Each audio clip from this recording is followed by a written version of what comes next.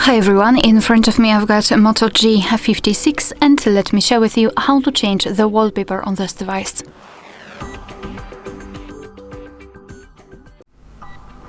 So let's start with opening the settings, and here we have to scroll and find Personalize. Here we've got the preview of the lock screen and the wallpaper right here.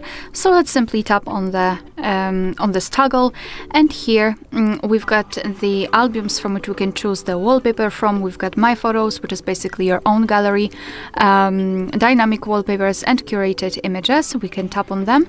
Moreover, I highly recommend to simply tap on one of those albums and then tap on more wallpapers. So we will be transferred to much more options from which we can choose. So for example, geometric shapes, art, landscapes, seascapes, live wallpapers. So here we've got those which are animated. So let me just find something suitable and set it as a wallpaper.